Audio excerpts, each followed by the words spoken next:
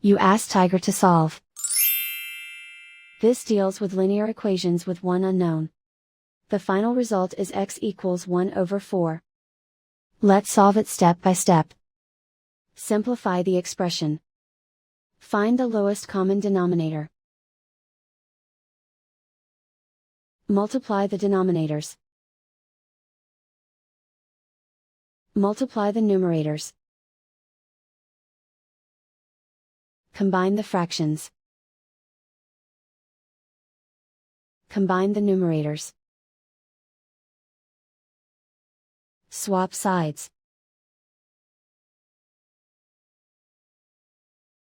Isolate the x. Multiply both sides by 10. Group like terms.